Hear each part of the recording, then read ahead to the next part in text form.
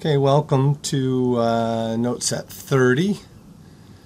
So I was correct in the last set of notes that was the last section in chapter 6. There may have been a couple sections in chapter 6 that we didn't cover, but we hit the main things for chapter 6. So all that eigenvalue stuff, eigenvector, singular value, singular vector stuff, that is very crucial to lots of studies of engineering problems in general, science and math and applied math and things like that. So we're going to finish off with just a couple note sets on the concept of linear transformation. So the book has a whole chapter on this, and there's a lot of stuff in there that I didn't really think that we needed to cover. So I'm going to do something partly based on section 7.1, plus some other stuff that I didn't see in there that I thought really should be covered. So the author of the textbook is a mathematician, although his interests lie in applied things and some things that are very ECE related. But still, he's not an ECE guy, so I'm including these topics here because these are things that are very important to some of the higher level ECE classes, senior level classes, and let's see, and in senior level classes and into graduate classes. Okay, so let's get into this. We've alluded to this already. In fact, I may have even used these first couple slides in an earlier set of notes, if I remember correctly. But regardless of the fact that we have mentioned this before, the vast majority of this course has been spent on solving linear equations, meaning we have a known matrix A, we have a known vector B, and we're trying to find the unknown X. And yeah, that does show up in a lot of applications. For ECEs, probably the most common one that people will see is solving circuit equations. So you write some KVL, KCL, Kirchhoff's laws, Kirchhoff's current law, Kirchhoff's voltage law, and there are formal ways of doing that with node analysis, loop analysis, mesh analysis, and bang, you get a set of linear equations that you have to solve for X. And that X will, depending upon the method that you use, be a set of voltages or a set of currents, or it could even be a mix, some voltages, some currents, but the two standard ways of doing it, nodal analysis and mesh analysis. So nodal analysis, you'll end up with voltages. Mesh analysis, you'll end up with solving for currents.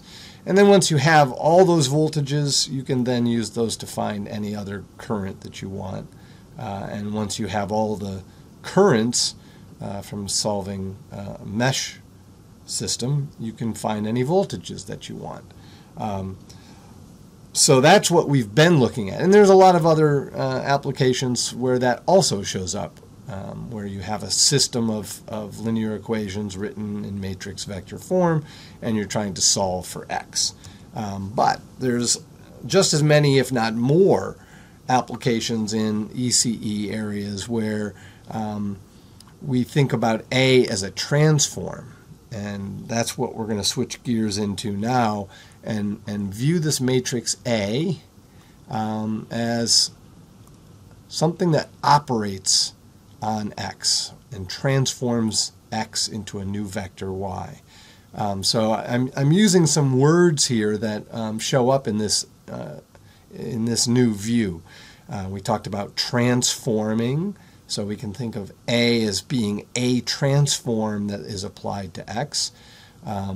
We can think of, all these are the same idea, just different words. We can think of A as an operator that operates on X to create a new vector Y. We can think of it as mapping. A maps X into Y. So we generally know A, although I'll mention that we, in the next slide, that we often get to choose what A is, and that's part of the engineering attention there. We're given an X, or maybe a class, a subset, some particular characterization of the type of X that we're interested in, and we are just applying A to X, so we know how to do that multiplication to create Y. So we're mapping X into Y, we're transforming X into Y, we're operating on X to create Y. All those things mean the same thing. And we have looked at this back in the eigenvector, singular vector sections. Those ideas, even though they are applicable to solving the system of equations that we have up here, they are mostly applied to this idea of a transform. Let me clear some of this off here. And so just pointing out that we don't really need to solve for y, because it's like asking, if I asked you 5 times x is equal to 10, you've got to solve for x. But if I say 5 times 3 is equal to what, you're not solving for the what in the sense that you're solving an equation. You just do the multiplication and you compute what y is. So we're making the vector y. And so that leads us to the question, what's the big deal about this? It seems like it should be pretty simple. The solving for x in the ax equal to b setting, that's hard. How do you break out that x there and figure it out? Involved finding the inverse of a, which we've seen is a very complicated and big idea in matrices. But here, what's the big deal? And furthermore, why do we want to do this? Why would we want to take some given x and transform it into something else?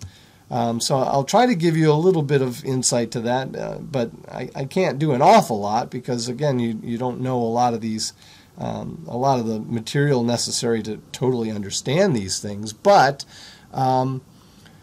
in signal and image processing, so that's a category of ECE, mostly electrical engineering, although image processing does kind of crop over into the computer side of things.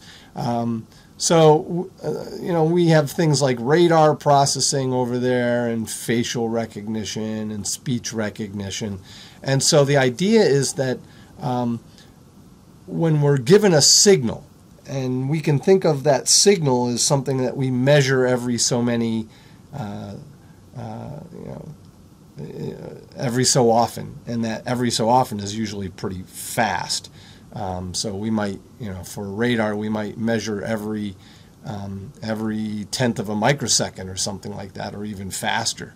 Every nanosecond we might measure the signal. And so then we get a vector. If we measure the signal for some period of time, say every nanosecond, we'll get a big long vector, and that's our signal. And embedded in that signal is something interesting about radar. So embedded in there is something about how far away is the target and how fast is the target moving. And so we can think about using a matrix to transform the raw signal into something that is more useful to us. And then we also have facial recognition.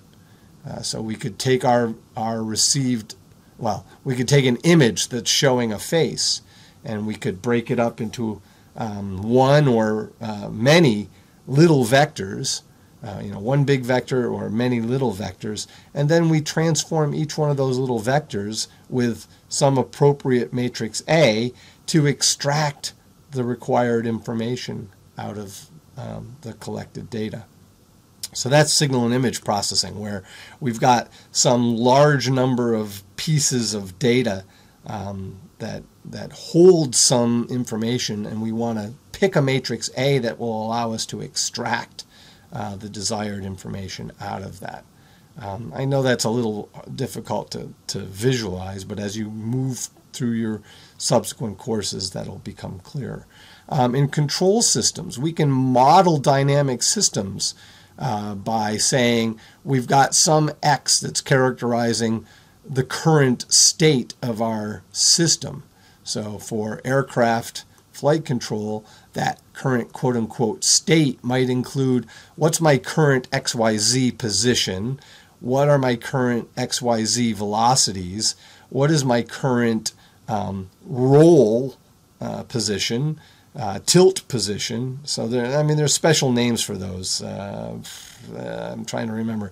Pitch, yaw, and I can't remember the third one. And you'll also have associated rates for those as well. So given all of those, there is a matrix A that will model what the system is going to be doing, or how the system moves from its current state, so its current positions and velocities, into its next state, say, a microsecond away or a millisecond away or something like that, or even a second away. So A will model the transition from what is the system doing now to what is the system going to do some small distance into the future.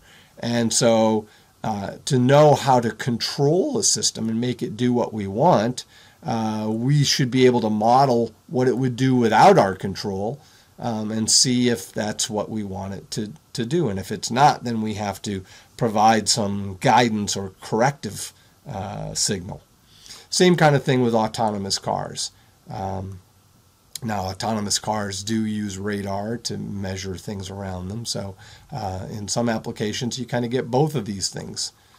Communication systems. Well, we already talked about using eigenvectors to solve a problem where we wanted to try to focus some acoustic energy in one spot. We could do the same thing with electromagnetic energy, or we could turn that problem around and say there's energy being radiated at one spot and it's coming into us, bouncing off all these different reflectors, and we'd like to gather up the maximum amount of received energy.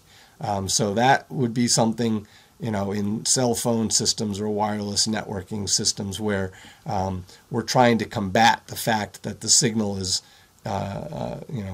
being dispersed by a bunch of reflectors, and we'd like to figure out how to focus all of that back to one spot. And we've already seen that this view of using a matrix to model the effect, let me try to clear off some of this ink, there we go, using a matrix A to model the effect of a transmitted signal and how it ends up at some receiver, that is a common scenario in communication system studies.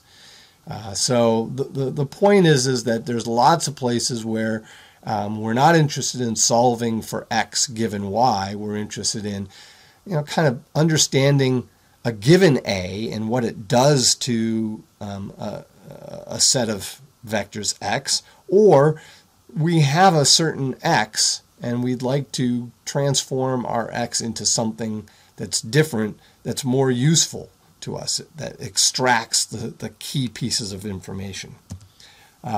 So all these application areas just view the vector as samples of some signal or pixels of an image. So you'll see on your cameras, on your cell phones, and if you look at standalone digital cameras, they will tell you how many megapixels the image is. Hopefully you have some idea of how a digital picture is created. But basically, it's just a bunch of numbers in an array. So each one of these little squares constitutes a pixel. So this number in the upper left-hand corner of the image, so you'll have a specific number in there.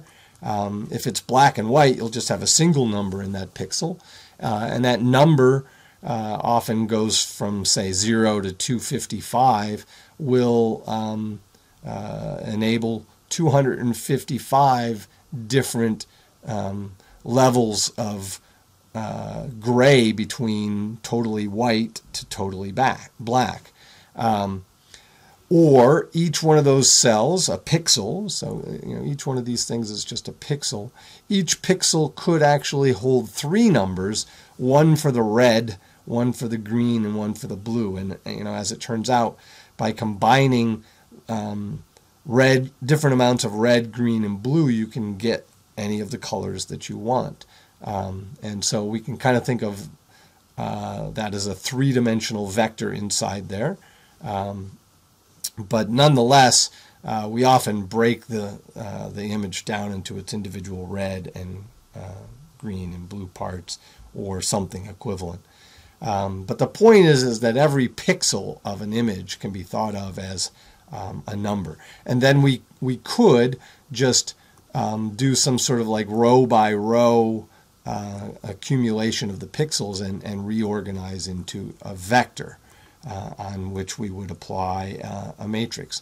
Or we could take little chunks of the image, maybe a 4 by 4 square area, 4 pixel by 4 pixel, and translate that into a 16 element vector. So every 4 by 4 block gets organized into a 16 element vector. And then we can pick the A that we want to do whatever it is that we're trying to do. So just kind of summarizing the role of the matrix A, so it might model the action of some given system. So that would be the case in aircraft flight control, autonomous cars. So there it's modeling how the system state changes from time to time. But it might also be modeling the action of propagation. How does my signal propagate from where it's transmitted to where it's being received? Now there's some electromagnetic theory involved in that, but once that bubbles all up to the higher level, you can ultimately use a fairly simplified model based upon the theory of electromagnetics to say, okay, everything's just bouncing off reflectors, and as we already saw, the action of reflectors on a signal can be modeled as one big matrix. We saw that a couple note sets ago. But we might also think of the matrix A as something that we choose. So, in this first one, a model of the action of some given system, we're not necessarily free to choose that. That has to be selected to properly model whatever system we're experiencing. But once we've collected an image or something like that, if we're trying to do radar processing or facial recognition or speech recognition, we might want to pick an A that will take the raw data that we have collected and transforming it into some new setting. So you can kind of think of that, and actually this is pretty close to what it does. You can kind of think of that as we're choosing a new set of axes in which to represent our signal. And in many applications, by choosing this new set of axes, by choosing an appropriate matrix A, which in that case would be some sort of orthogonal matrix, we can end up getting stuff out of there that is better for us to work with. So in lots of applications, the focus is on picking the right matrix A that will transform to what we want. And in fact, this idea of transforming a signal into something new will be the centerpiece of another course that I teach called Signals and Systems. And we'll meet several different transforms there, not all of which can be modeled as matrices, but the most important one, which is called the DFT, the discrete Fourier transform, can actually be modeled by matrices, even though in that course we don't really delve into that. But maybe we could now that we have this new course on linear algebra in our curriculum. And I'll say that, again, just focusing on the kinds of areas that I work in, which are, mostly signal processing and some communication type systems. I teach a couple other courses at the graduate level where these ideas are absolutely crucial.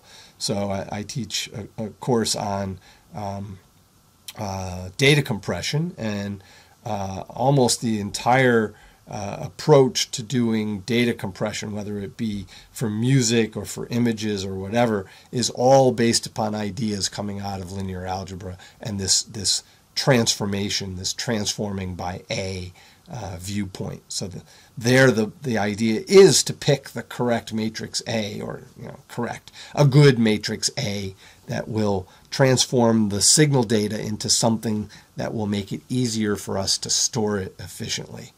And I also teach a course on called estimation theory, and that's looking at things like radar signal processing.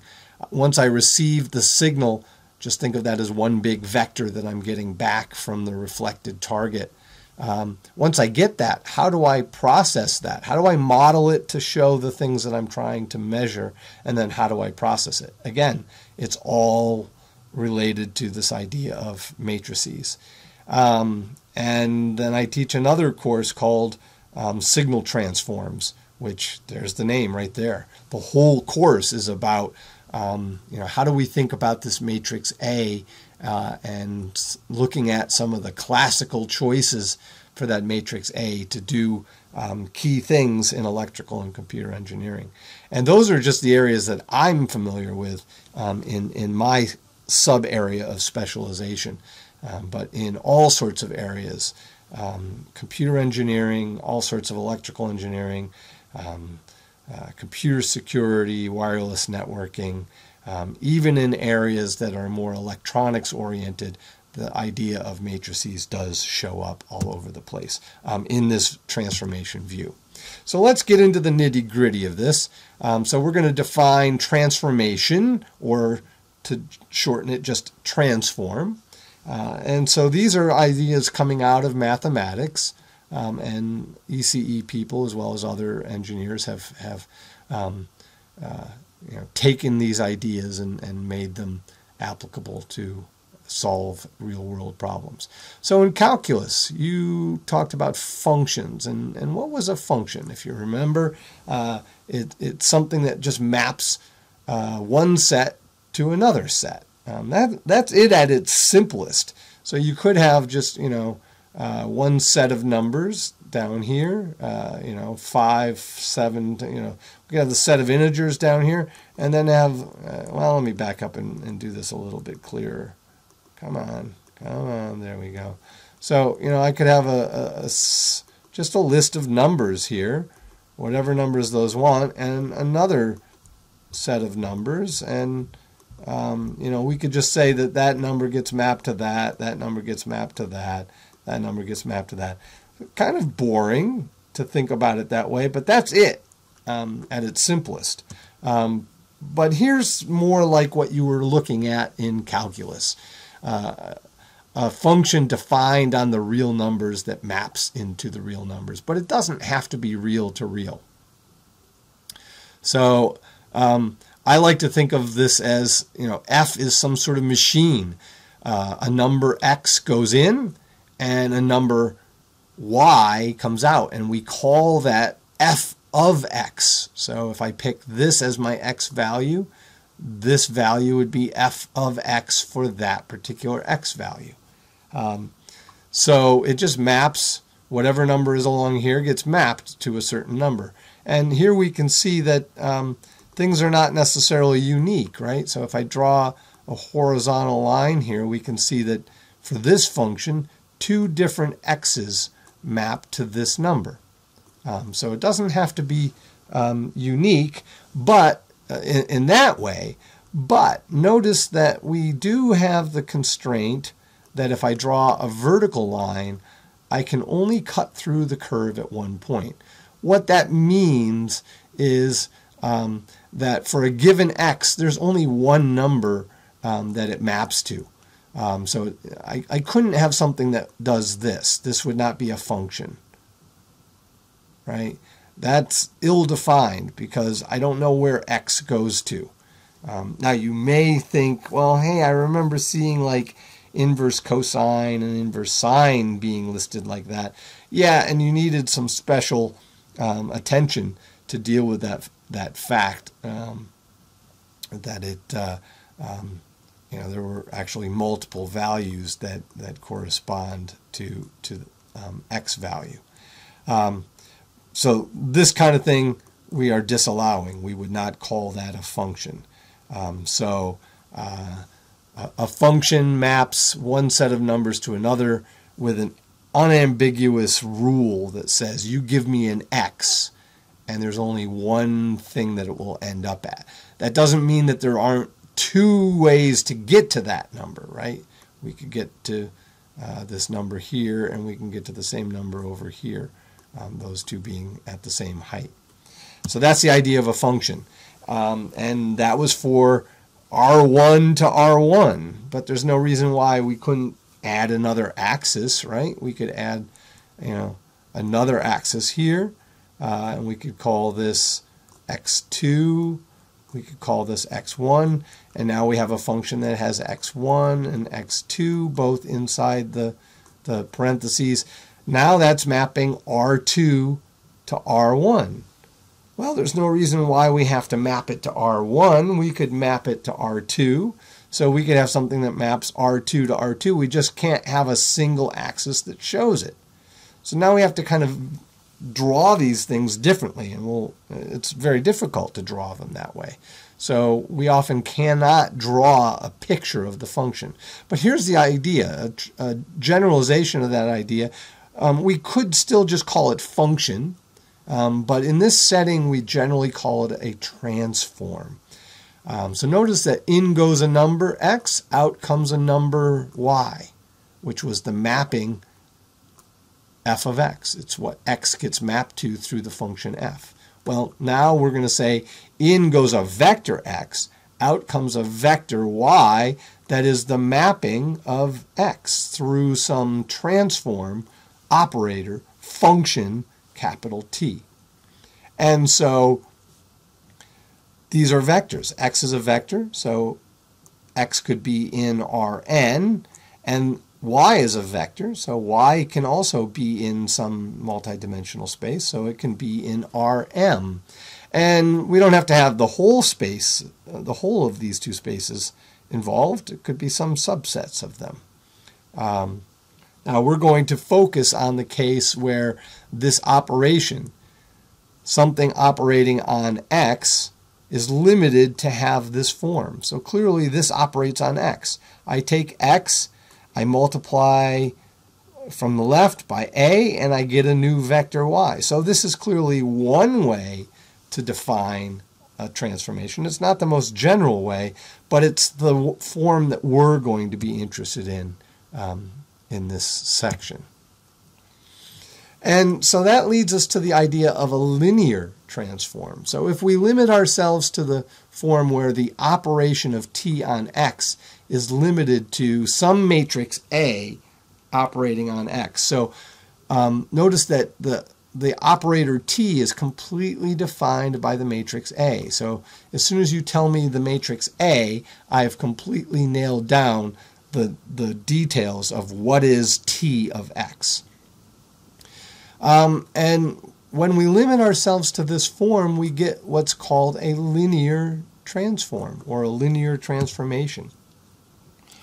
And if we try to put a very general definition of what a linear transform is and write it in terms of arbitrary transforms x and say, or I'm sorry, arbitrary transforms t, if t is some transform, we don't know ahead of time whether it's linear or not, and it satisfies this condition, then we say that that operator is linear.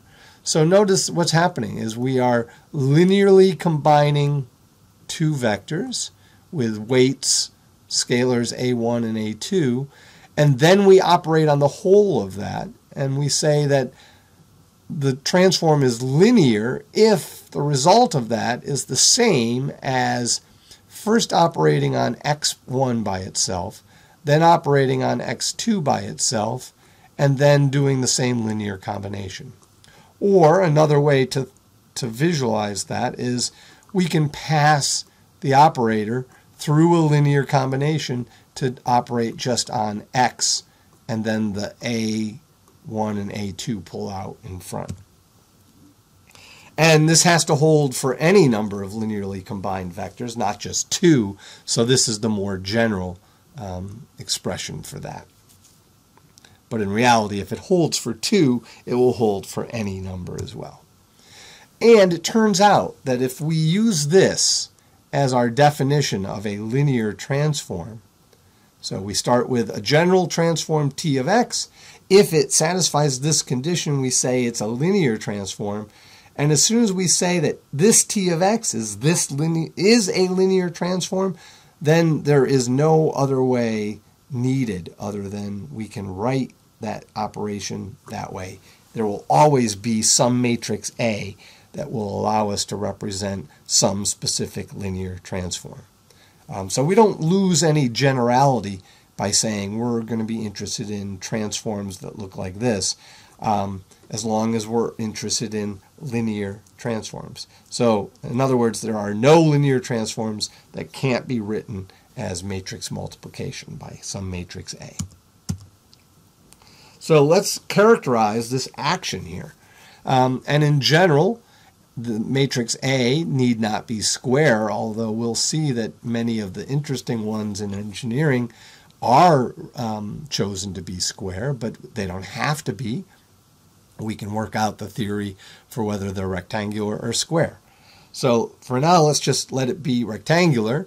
And so what that means, if A is m by n, x must be n by 1. So x is in Rn.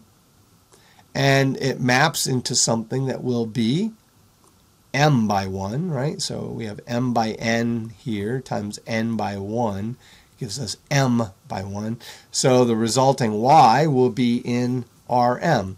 And so this is just a nice shorthand notation that says the operator T maps Rn into Rm. This does not tell us that it's a linear operator. We would have to state that separately. But it does tell us that the operator T maps Rn to Rm. Now, we don't know anything at all about whether we can hit everything in Rm. We don't know that. But what we do know is that everything in Rn can go in. We just don't know whether we'll be able to create every possible m-dimensional vector over there. And we'll see some ideas of that in just a minute. Now, going back up to this form, what we're seeing here is that, what is this action?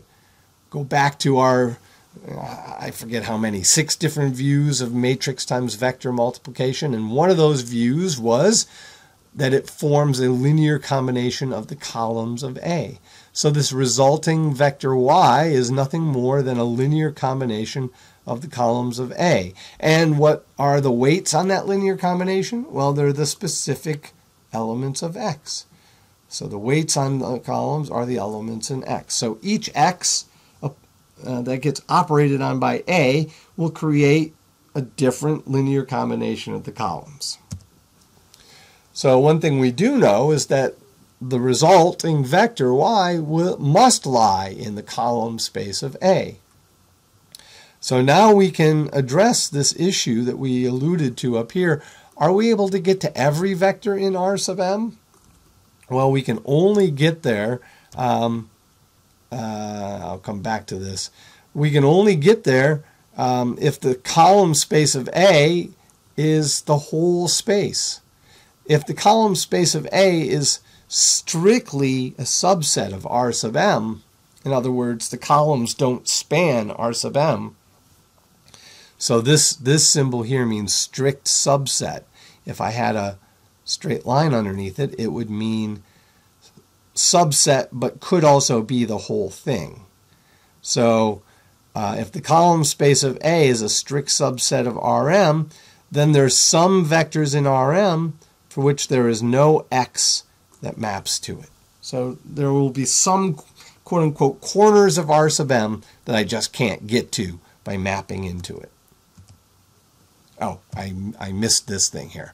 One thing that we can show is the linear transform always maps the 0 vector to the 0 vector. Always. Now that doesn't mean that that's the only way to get to the 0 vector, as we'll see, but the 0 vector certainly goes to 0. And why is that? Well, think about it. We're forming a linear combination of the columns of A. So if I put all zeros in here, I'm taking 0 times each column and adding it all up. I better get 0 there. So we always get 0 mapped to 0. So let's look at a further way to characterize a linear transform based upon some special spaces. So we're going to say that A is m by n in general. And we're going to call the range of T is the set of all possible outputs. So we know that we're mapping into Rm, but we might not be able to get everywhere. So the range of T is the set that we can get, all possible outputs. And that are a member of R sub m, well, that's just by nature, for all x that are a member of Rn. So we just let this x run over all possible values and look to see what we got. And that whole collection is called the range. Well, this is tied to the idea of column space. So this is really just a new name in this new view, this transform view of what we've been calling the column space. So the range of T, where T is represented by matrix multiplication, is nothing more than the column space of A. And in general, we see that it is some possibly whole subspace of R sub m. And we've already seen and should understand when we get the whole space and when we don't. But we'll walk through that again. Now we have a new name. So we have range of T, which we saw was nothing more than the idea of the column space. Now we're going to have something called the kernel of T. And that's the set of all x in the input space for which the vector x gets mapped to 0. So we already know that 0 gets mapped to 0, but maybe there are some other ones. And we'll see in a little bit what conditions we need for that to be true. But so we see here that the kernel of the transform for this form is nothing more than the null space of A. And the null space of A must be some subset, strict subset of R sub n. It could just be the 0 vector. It has to have at least the 0 vector in it, but it could have some others in it as well. Now, you may wonder, why the new names? Why do we have to call this, if the range of T is nothing more than the column space and the kernel of T is nothing more than the null space, why not just stick with these names, column space and null space? Well, the reason is that range of T and kernel of T also are used in the more general setting where the transform T of x is not necessarily representable by A times x. So it's not a linear transform. So we want to carry over these new names so that you get used to them in this more general setting of a transform. Plus, you'll find that in books where even if we limit ourselves to matrix multiplication as our linear transform, the authors will often use the term range and kernel rather than column space and null space, especially if that book or part of the book is focused on viewing matrices as machines that transform vectors. So here's a view of all of this before we move on. So this is just illustrating some scenario. So I've got Rn over here and I've got Rm over here. Now I'm showing them as ellipses. They are not really ellipses. These drawings are, as we've said before, just evoking the idea. So this blue ellipse over here is viewed as the entire n-dimensional vector space. And over here I've got R sub m, that's this entire thing. Now there's this dashed part here, and why I made it in the shape of a some sort of kidney shape, I don't really know. I just did. There's no significance in the swooping in on the right hand side, none whatsoever. I just drew a shape just to make it look different than an ellipse, that's all. So what I'm showing here is that inside that dashed curve, that's the range space of A. So in other words, no matter where I pick a vector over here, it will map somewhere inside there. There is no way I can get out here. There is no vector over here that will allow me to map there. Not possible. Okay? So that's what the idea of the range space of A. So the range is in the target, and it is, in this case, a strict subset of Rm. Now there are cases where the range could be the entire space. So I could have a mapping where the range space, or the range of A, is the entire space R sub m. I'm just illustrating one case where that's not true. Now the other thing that I'm showing here graphically is that there are several points shown. Each one of those points is some vector in Rn, and all three of those points get mapped to the 0 vector that lies inside the range space of A. And one of these is probably the 0 vector itself, so maybe we'll show that as the 0 vector. But the other ones are not 0, but yet they map to 0. And we've seen this idea before. This is the idea of the null space of A. So I should have used the term kernel down here. So we might want to change that to kernel. I suppose I should maybe change that in my notes. But that's the kernel. So we've got the kernel of A, which is the null space of A. We've got the range space of A, which is the column space of A.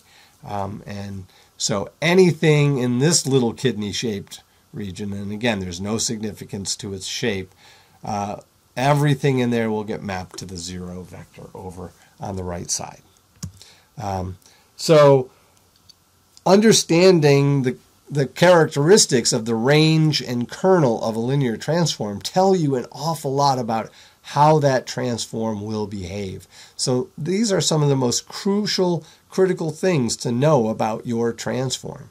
So let's look at a square matrix, and we'll go through a bunch of different cases here. So for square matrix, m is equal to n. So we'll be mapping from Rn into Rn, and we have exactly enough columns to span Rn. So we have the potential of having the range be the whole thing, but we do have to ask, do they actually span? We have enough to span, but they don't necessarily span. So here's our characterization. We start off with a square matrix. We'll say it's n by n, and we'll look at two cases. The case where A is full rank, so the rank is equal to n, and the case where A is not full rank, or what we would call rank deficient, where the rank is less than n. So let's look over on the left-hand side. So since it's full rank, that means that the n columns are linearly independent. So we have columns are independent, and that also tells us that the columns span R sub n. So the fact that the columns span R sub n tell us that I can make any vector in Rn by doing a linear combination of the columns of A. That means my range space is equal to R sub n. And because the columns are independent, the only way to combine the columns to get a 0 is with all the weightings being 0. So the kernel, or the null space, is only the 0 vector. Now let's look over on the other side where A is not full rank. So now it's full rank. Because it's not full rank, we know that the columns don't span Rn. So if it's not full rank, we just simply can't get that. And we know that the columns are dependent. So the fact that it doesn't span Rn tells us that there are some vectors here that can't be built. So the range space of A must be strictly a subspace of R sub n. And likewise, we know that because the columns are dependent, our very definition of dependent columns meant that we could form a linear combination of them where the weights are not all zeros and have them add up to 0. So that means that the kernel of A will include things other than just the 0 vector. So notice that we have the kernel of A, 0 is a strict subspace of kernel of A. That means there's stuff in kernel of A that's not in this, but that 0 must also be over there. So let's look at some pictures. So here's our two cases. So over here we've got full rank, so this is coming down here. We're square, so we're mapping Rn to Rn, and we're showing that the range space is the entire space. This is because we have full rank, square and full rank. And over here, the null space is just that one vector. So that's a pretty nice setting. There's nothing restrictive about that scenario, as we'll see. And that really is the scenario where the vast majority of our applications lie. We'll see that in that setting, it's possible to figure out how to go back.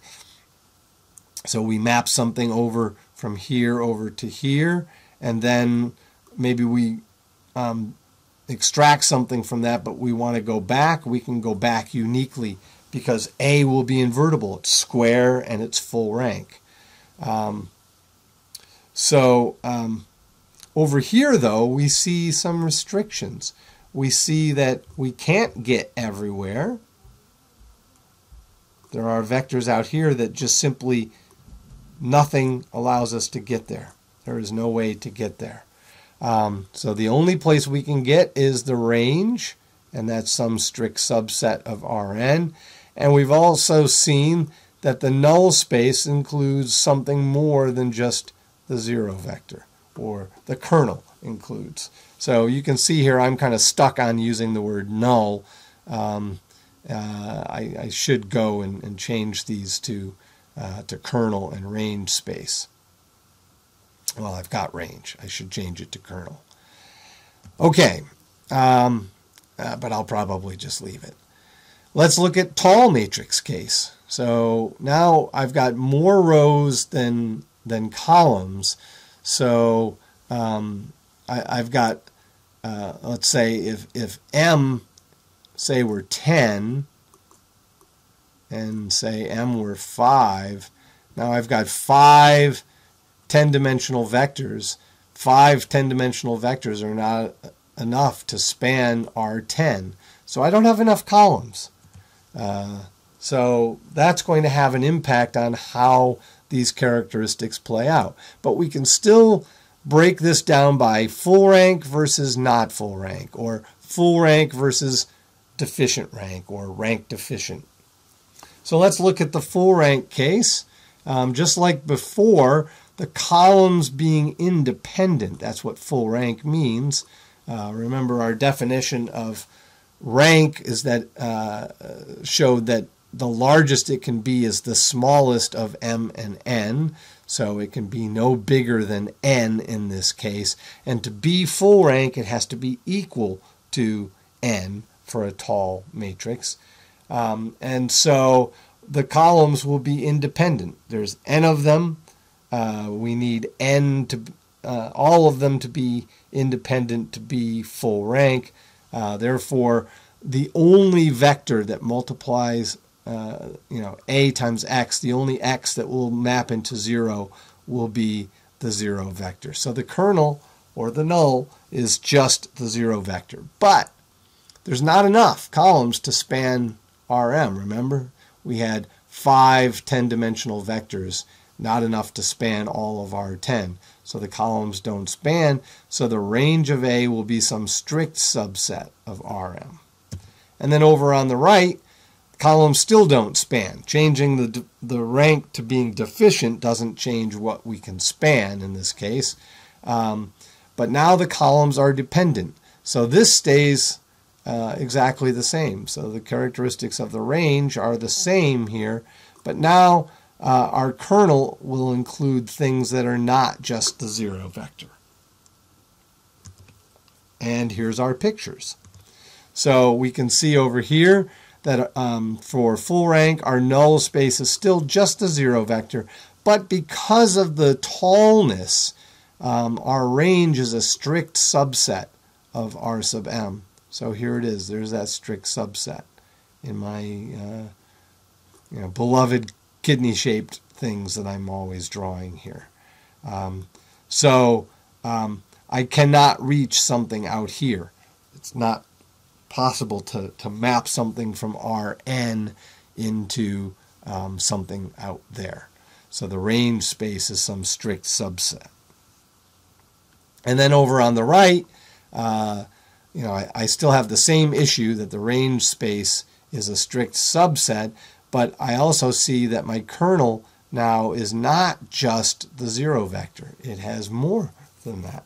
So there are many vectors, in fact, infinitely many vectors that will map into the zero.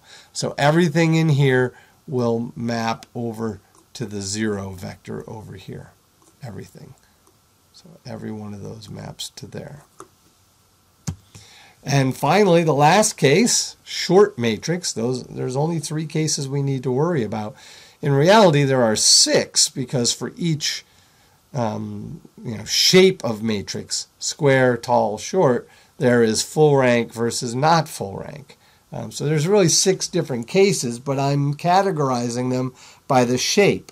Now, other textbooks will categorize them differently. In fact, the textbook we use here tries to do a mix and match, fairly non-systematic characterization of this, which in my opinion is a little confusing. So I like to characterize them by shape first, and then by whether they're full rank or not full rank. So remember, for tall matrices, I didn't have enough columns to span. Now I have more than enough columns to span. I've got more columns than I need to span Rm. So they're definitely dependent, but just because they can span doesn't mean that they do span. But they do have to be dependent. There's no way to have more than enough columns to span Rm and have them be independent. So let's do our dichotomy on rank. Full rank to the left, not full rank or deficient rank to the right. So for full rank, we know that our columns are going to be dependent, so the kernel has to be more than just the zero vector. But we know that the columns do span. That comes courtesy of the full rank part. So the columns do span R sub m, and therefore our range space is the entire space R sub m.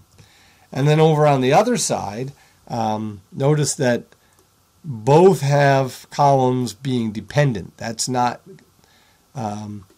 driven by whether it's full rank or not. That's just simply driven by the fact that I've got more than enough columns to span, so they must be dependent on both sides. But full rank gave me that the columns do span Rm. Not full rank tells me that the columns do not span Rm. And the impact is, instead of being able to go to the full target space, my range is some strict subset of Rm. And so here's the pictures for that. So we can see that in both cases, because of the dependent columns that come from being a short matrix, our kernel has to be more than just the zero vector. And we see that on both sides here. So that's also over here. But the distinction we see is full rank allows us to hit everything in Rm. Not full rank restricts us to hitting only some strict subspace of Rm. So there's the 6 cases, and here they are again, laid out with full rank, all 3 cases for full rank on the left, all 3 cases for deficient rank or not full rank on the right. And we're doing square at the top, tall in the middle, and short on the bottom. And so this is one-stop shopping. If you're trying to think through some problem that's related to these ideas, just come to this slide right here, and everything's there lying right out in front of you. Now, you want to be able to get to the point where you don't have to look at this, and you don't have to memorize it, but you can kind of think through it. That's the beauty of these things. And to be honest, and with apologies to any of my colleagues or friends or family who are studying biology, my younger daughter is studying to be a biochemist. So with apologies to them, I never liked biology in high school because it seemed to me like you just had to memorize a bunch of things. But I loved physics because it didn't seem like you had to memorize things. You had, a few key fundamental rules or relationships from which you could figure out all the rest of the stuff that you needed to know. And that's what this stuff is like. That's why I like mathematics, and that's why I like the area that I specialize in, signal processing, because it's based upon these kinds of things. So you learn the fundamental things, and then everything else can be deduced from those. So you shouldn't have to memorize these 6 boxes. You should be able to kind of think through them and reconstruct them through thought. Okay, so now that we've characterized these 6 different settings, and this is it. Those are the only 6 settings that you really can have. You can have different flavors of each of those settings in other aspects, but those are the main things that we want to characterize. So now let's think about the inverse of a linear transform. So in many applications, we already said that the action of the matrix A may be the model of the action of some given system, or it might be some processing that we choose and we do to get the signal into some new form that works better for us, allows us to extract some information. So in the first scenario, the system's doing something, taking us from one state to another, and we'd kind of like to maybe undo that action and then apply some other action that we find more useful to us. And so in that case, it would be helpful to have the matrix be invertible. It may not always be the case, but it's desirable. And in the second, and this really is a big idea. So many things that impact your daily life rely on these kinds of ideas, but we want to transform into some new space. Then we're going to do something in that new space. And the point of going into that new space is it's easier to do whatever it is we want to do over there. And then transform back to the original space. And so this makes up a lot of the things that go into all the wonderful things that you love. MP3 files, compressed video, cell phones, a lot of the things that you find indispensable in your life actually use these kinds of ideas. So this is all over the place. So to undo the action of A, well, A is a matrix. We want to have some idea of an inverse of that so that we can undo the action of A to get back to the original space. So let's take a look at what conditions we need for that. And you may be saying, wait, I know it already. A has to be square and full rank, and its inverse exists. Okay, good. Well, with that in mind, let's look at it a little bit differently and see why it needs to be square and why it needs to be full rank. And maybe we can relax those conditions a little bit and loosen them up. Remember, I've been trying to convey to you this idea that that's how engineering science, mathematics, thought is done. That's how new ideas come to be. You look at something and go, well, this is what I know, but I wonder, can I think about this another way? And could I modify this to relax things or be different in some useful way? So let's look at this. So suppose we've got some transform and we're characterizing it with a matrix A. Now suppose I've got one vector x1 and another vector x2 over in my starting space, okay, my source space. And suppose when I apply A to x1, it maps to some point we'll call y. And suppose when I apply the same matrix A to another vector x2, that it maps exactly to the same point. Now both of the, that point has to be in the range of A because there's no way I can get outside that little dashed kidney. But here the key that I'm pointing out is that for this case, at least two things map to the same place. So now let's think about this from the point of view of an inverse. If I told you, here's y, and you didn't see either of these lines, any of this graphic here, and I asked you, I'm giving you y, which x did it come from? I want to get back to where I started.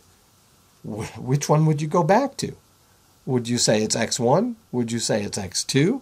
Well, you can't say. There's no way to properly go back. And so this is a transform that is not one-to-one. So one-to-one means how many different vectors over here get mapped to one vector over here. So pick a vector. So for each vector over here, we say how many get mapped into it. If for every vector over here, there is only ever one vector over here that will map into that for every possible vector, then we say the transform is one-to-one. But if there is at least one case where one thing over here will have multiple things mapping to it, I guess I didn't do a very good job there, multiple x's mapping to one y, then we say the transform is not one-to-one, and we cannot really define a way back. There's no way to define an inverse. Which one would we say it goes back to? So we've seen this idea before. When we were looking at the solution for AX equal to B, with B in the column space of A, we said that there was a unique solution if and only if the null space was just the zero vector. So look, even though we're talking about this as a transform, we're setting up a solution, right? We're saying now I'm given y. Find the x that gave me that y. Well, here's two different x's. There's not a unique solution to ax equal to y where a is known and y is known. So another way to say one-to-one is there is a solution, but it's not unique for at least one vector y. And we already saw that that is the case, that it will be one-to-one. The solution will be unique if and only if the null space is just the zero vector. And it's easy to see that, at least in one direction. We're not going to do the if and only if. But suppose that NA, where's my pointer? There it is. Suppose that the null space of A, well, let me say it this way. Suppose that 0 is a strict subset of the null space of A. So there's some stuff in null space of A that's not just the zero vector. Now let's let n be a non-zero vector in that null space. Okay? Now let's let x1 map to y1. Okay? Now we can show that x1 plus this n, a non-zero vector, will also map to y1. So we've got, let me clear this off. What are our two vectors here? We've got some vector y1 that we've just picked. We picked an x1 here. That solves this. What else? What's our x2 look like? our x2 will be that same x1 plus n. So we could, I'm not going to do this here, but we could tie this to the picture of the four fundamental spaces here. And we saw that for any vector in Rn, we could decompose the vector into something not in the null space and plus something in the null space. And in fact, we can pick anything in the null space and add it. So there's more than just two vectors that will map. In fact, there are infinitely many vectors that will map. But the key here is that if the null space is more than just the zero vector, the transform is not one-to-one. So that's kind of key. So it's one-to-one if and only if the null space is equal to only the zero vector. Okay, good. So let's look at the inverse of a transform with a square matrix. So if the matrix A of the linear transform T is invertible, meaning that it's square, then the matrix inverse exists, and it defines the inverse transform. So that's kind of nice. T is tagged to the matrix A. The inverse transform is tagged to the inverse matrix. That's kind of nice. So we know that because A inverse exists, we know that the matrix A had to be full rank, which means the columns are a basis for R sub n, which means that the range space it lives up to its full capability. It's the entire target space, R sub n. And we also know that the null space is just the zero vector. So all of this is goodness, and this is all kind of what we've been looking at when we talk about inverse matrices, just in a slightly different viewpoint. So now this inverse transform, T inverse, brings every vector T of x to x. So you find a vector, there will be one and only one vector x that will have created that, and we can take it back. And so we can write this in the general transform notation. We can write this in the matrix form for that's used when we know that T of x is a linear transform. And so here's what we've got. So something like this. x1 maps to y1 by A. So I'm just showing this arc taking it over. It's nothing special about the shape of the arrow. Then if you gave me y1, I could apply A inverse to it and map it back to x1, and it would come back. And there's no other x that will map to y1 here. There's only one x, so this is a unique mapping back and forth. And the same thing here, but now I'm going from the zero vector, which is the only vector in the null space, and it must map over to the zero vector over here, and that zero vector must map right back, because if we looked at the null space of A inverse, that also would only have the zero vector in it. So this is our usual setup, and like I said, for lots of ECE problems, we have this scenario, largely by design. Remember, in many applications, we are creating the matrix A to do our work for us. We get to pick it, we get to design it, and so if we can, we'll pick it this way. There are some applications where we have some constraints and can't pick it this way, and we'll see those in just a little bit.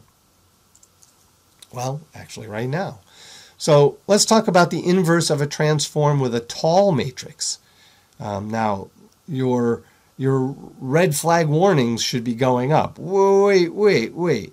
Inverse of a tall matrix? I thought we could only do inverse for square matrices. So what gives here? Well, we'll see. So for a tall matrix, tall A, and here's the key, with full rank, we know that the columns don't span the target space because there's not enough of them. But because of the full rank, we do know that they're independent. So what we do know is that the range of A is included in R sub m, strictly. But look at this. The null space is just the 0 vector. And remember, we were talking about one-to-one hinging on this requirement. So it looks to me like we're going to have a one-to-one mapping. So since the null space, or the kernel, is just equal to 0, we know that the transform is one-to-one, not to the whole space, but to the range space of A. So we can hit anywhere in the range space. So we should be able to map back, because it's one-to-one. But map back from where?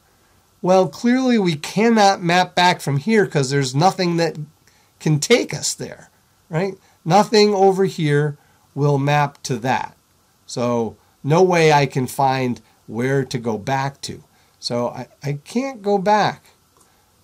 Where am I going to go? I don't know. There is no place. But if I start somewhere here, we know that it's one-to-one to RA. So if I start at this point here, there is going to be one and only one vector over here that will have gotten me there. So this is the A inverse mapping back, but we'll have to see what we mean by A inverse. And this is A mapping me over. So what do I mean A inverse? It's a tall matrix. How can I define A inverse? We've learned that rectangular matrix has no inverse. So where's the disconnect? And this allows me to say one of my favorite little sayings, that the process of education is telling smaller and smaller lies. I love that. But it's kind of true, right? Earlier in the course, we were saying the only way you can have an inverse is if the matrix is square and full rank. But now suddenly we're talking about some sort of inverse of a rectangular matrix. Did we lie? Well, yeah, we sort of lied. It was good for the scenario we were in, but now we're going to extend things a little bit and say, well, all right, we have to extend the idea of what we mean by inverse. Remember, we defined inverse before as the matrix that we multiply by A and we get the identity matrix. Now we're not defining it that way. It's going to be the matrix that we can use to come back. So it's not about multiplying and getting an identity matrix. It's about, you give me something over here. What do I need to multiply that vector by to come back to where it started from? So that's the point that would have been mapped over to there with the matrix A. So how do I do this back mapping? So the out here is that when we were talking about inverse matrices before, we were focused on coming back from everywhere in this target space. And let's just back up and look over here. For the square matrix, remember the range of A was everywhere. And so you give me any matrix in Rn and I can map it back to where it needed to be. But over here, we're seeing you give me a vector outside of the range space of A. Where's my pointer? There it is, way down there. Here we go. You give me something outside, I can't come back. But you give me something inside the range space, and I can come back. There's some place for me to come back. And that's the key. So with the view that there's no true inverse, we can't map back from something outside of the range space of A.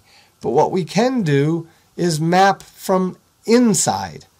So we come up with something called the pseudo inverse. Pseudo meaning false but sort of like, right? You have the, my mind is blank right now, right? Pseudonym. It's, kind of a fake name. False but sort of true. So this will be the pseudo inverse. So the mathematicians got kind of clever with the naming there. So it's for a tall matrix here, is what we're looking at now. with full rank, so that's key. We need to have full rank. This will not work for rank deficient tall matrix. So and we have to agree to only map back things that we mapped over. And we'll see that we can actually extend this just a little bit farther than what we're even saying here. Then we have a one-to-one setting, and we can find an inverse for that case. And it turns out that we'll use this symbol A+. Some books use that. Other books use other symbols. I've seen like A with a little footnote cross symbol that you may have seen used as a footnote in books. And there are some other terminologies or symbologies for that, but we're going to use the plus there. I don't know why, but that was chosen by some mathematicians long ago. But here's how it is.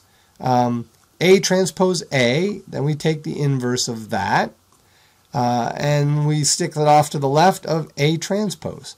And we'll call this the pseudo-inverse. So let's see that this works. So the first thing we should say, I don't think I talk about that. I do talk about that.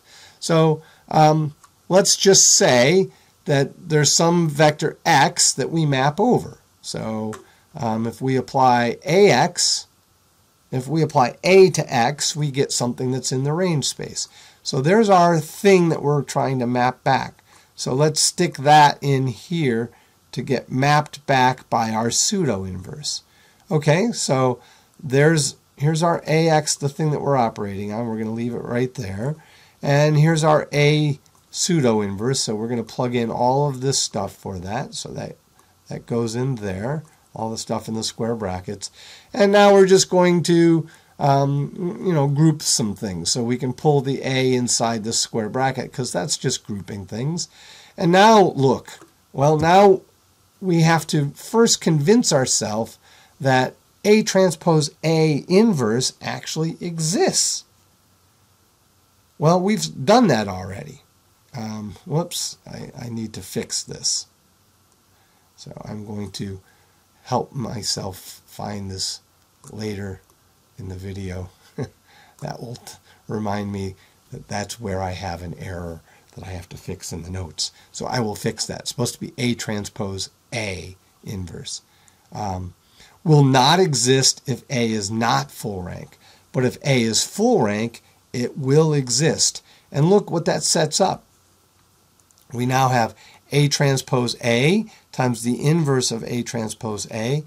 Those cancel each other and leave us with the identity matrix. The identity matrix times X gives us X. So we've gotten back. We took X, we mapped it over. It's in the range space. We apply our pseudo-inverse to it, and it brings us back. Amazing. Now, there is a connection of this to least squares. I'm not going to dwell on it, but we'll see that, or one could see that when you apply A plus to a vector B outside the range of A, what it does is solves the least squares solution. There is no solution to that. There is no vector X that gives rise to that B that lies outside the range. But what we're doing is we are finding the least squares solution, and A plus will find that. Because look, this, if you look back at what we did in least squares, that machinery was involved. So there are connections of this to least squares. Okay, so we now know how to get an inverse for a full rank tall matrix. It's called the pseudo-inverse, and it works with some caveats. Now, let's talk about transforming with an orthogonal matrix. So these are our favorite matrices for working within signal and image processing. And there's a reason. So if you remember, an orthogonal matrix is square, and its columns are orthonormal. And that then leads to the fact that Q transform Q is equal to Q times Q transform. Both are equal to the identity matrix. So in other words, this Q transform is working just like the inverse. We've also seen that an orthogonal matrix satisfies this property. We've seen it before, and we'll see it here again. So an orthogonal matrix Q, if we apply it to a vector x, the norm of the result is the same norm. So it doesn't change length. So orthogonal matrices do not change the length. So in some sense, it just kind of rotates the vector to some new position. That's all it does. And that rotation is such that if we have two vectors whose inner product is this, and remember this kind of captures the angle between those two vectors. If you were to change the angle between x1 and x2, the inner product value would change. Well, the new vectors that are the images of these x1 and x2 have the same inner product. That means the angle between them in the new space is the same as the angle between them in the old space. So, in other words, orthogonal matrices preserve norms and they preserve inner products. So we can see this mathematically very easily, this norm here. Okay, I have another thing that I have to fix here. This is actually norm squared. So let me put my little symbol up here so I can easily find that. Norm squared is equal to this. Now we just apply the transpose, switch them around, and they each get the individual transpose. But that's equal to the identity matrix, and that's equal to the norm squared. I'll fix those in the notes. Now let's look at this. Almost exactly the same steps. We take the inner product between the two transformed vectors, write it out as an actual inner product. Look at the similarity here. So the next steps are exactly the same. Switch things around. These things combine to the identity matrix. We get this, and that's nothing more than the inner product. So we've easily proved that orthogonal matrices preserve norms and inner products. And we're not going to really dig into this, but it turns out that taking inner products between signals and images are kind of the key thing in doing things like facial recognition, radar signal processing, speech recognition, receiving information, receiving and decoding the signals from cell phones. This idea of an inner product is huge in signal processing and image processing. So let's recall the following for orthogonal matrices. We're just going to put down a list of things that we've seen so that you can kind of see everything that's great about them. Well, they're square. Their columns are orthonormal. Their columns then form an orthonormal basis for Rn. Inverse is just a transpose. The columns of Q inverse, which is just Q transpose, are also orthonormal. They form an orthonormal basis for Rn, not necessarily the same orthonormal basis as that up here. They preserve the norms, as we just saw. They preserve inner products, as we just saw.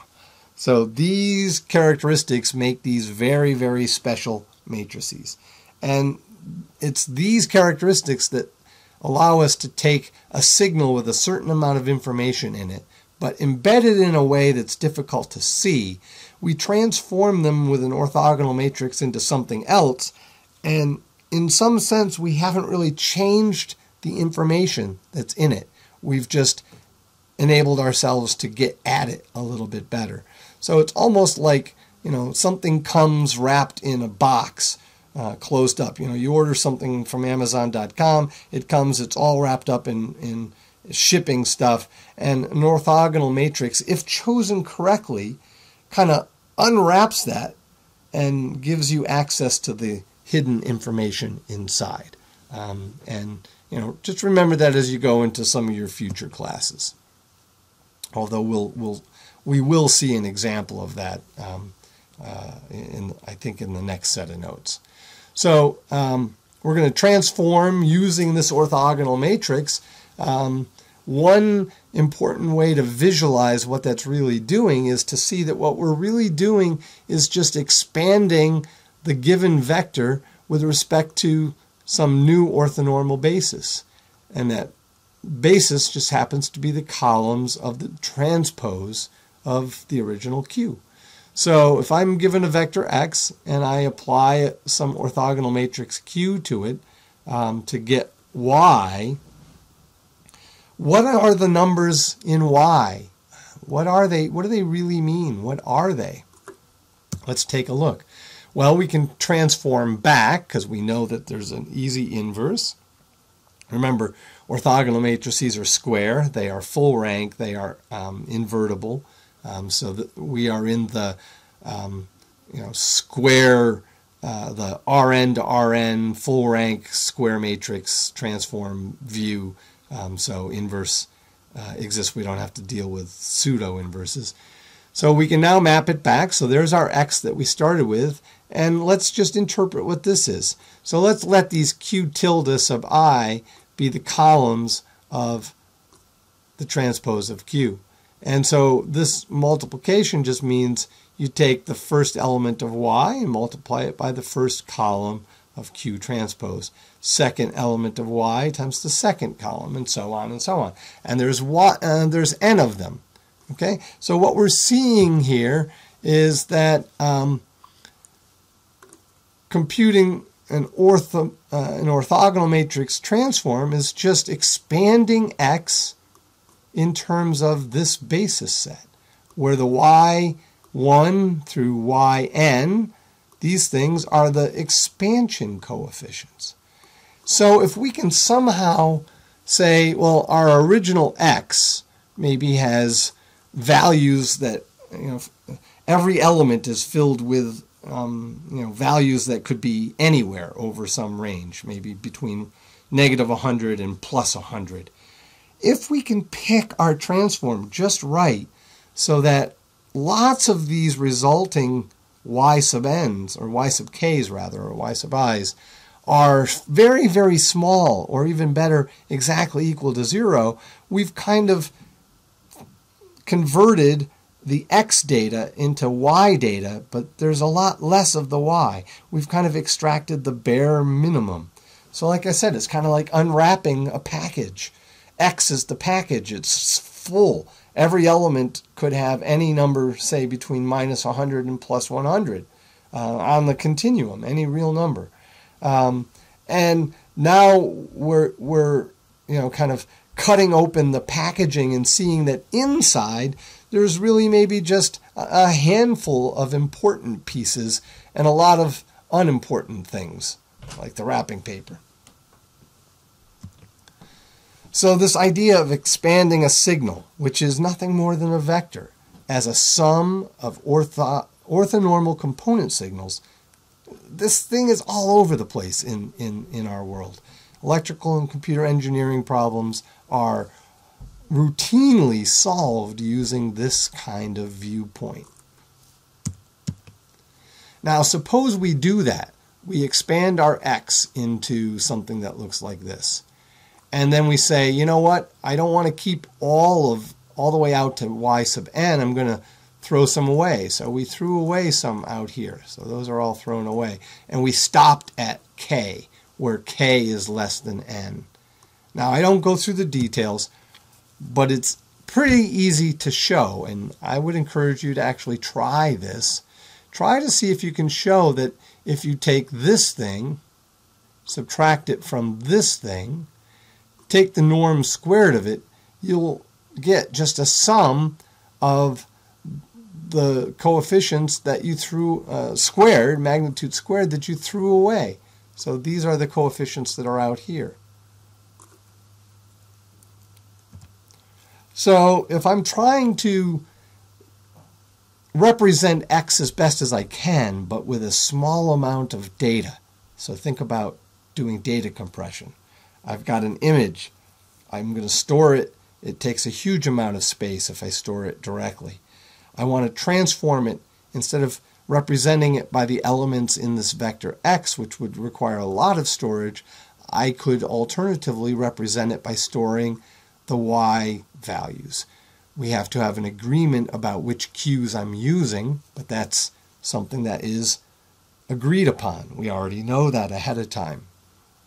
So storing the n elements in X versus storing the n elements of Y. Seems like we haven't made any progress. But if I could truncate, so instead of having, say, n be 1,000, I stop at maybe k equal to 100. I'm now down to 1/10 the number. But I've thrown some away, so there is an error. And here is that error. Well, I'd like to make that error as small as possible. What can I do? Well, one thing I could do is make k larger. Instead of making it 100, make it 900 or 950. But that's going against what I really want to do. I'd like to make k pretty small. So fix k at some small number, and what do I want to do to make the error as small as possible? So these things I need to make small. Well, the key is when I set this up, once what I would want to, I can always re-index everything. I want to index these so that these are the smallest coefficients in Y. So throw those away. Throw away the smallest coefficients. And so that tells us what we want for compression. We want to pick an orthogonal matrix such that it will transform our given signal into a bunch of Y coefficients where a large number of them are really, really small and only a small number of them are big. Now it sounds like that's almost unbelievable. Can we really do that? You do it every time you take a picture and store that picture as a JPEG. So in the next set of notes, we'll show how that is actually done to some degree, given the idea that to really understand that, there's an entire graduate level course for an entire semester. So I can't do it in 1 hour's time and have you understand everything, but I can at least give you some examples and kind of see how things work. So let's summarize what we've done in this set of notes. We're looking at A as being a matrix that operates on X and transforms it into a new vector space. We looked at how to characterize this transformation in the case of the range of A. That's the same as the column space of A. And so this characterizes where I can go. What part of the new space can I hit? And then the kernel of A. That tells me where in the original space which of those vectors get mapped into 0. And we've seen that keeping this to be just the 0 vector is an important thing. And then we can define concepts of invertibility. And we generalize the idea of the inverse of a transform into the idea of a pseudo-inverse, as long as we have a null space that is only the 0 vector and nothing more. And then we finished up talking about very special transform matrices called orthogonal matrices, and we know that those are square, and we see that they're easily invertible. Just take their transpose. They preserve norms and inner products, and that's what's key to that idea of that we just saw, that preserving the norm means that discarding the small coefficients will have the smallest impact on the error in the reconstruction. So we'll stop there, and I'll see you in the next set of notes where we'll take these ideas and see how they're used in doing image compression. Not exactly JPEG, but we'll talk about JPEG 2000, which is a more modern version of JPEG. So I'll see you in the next set of notes.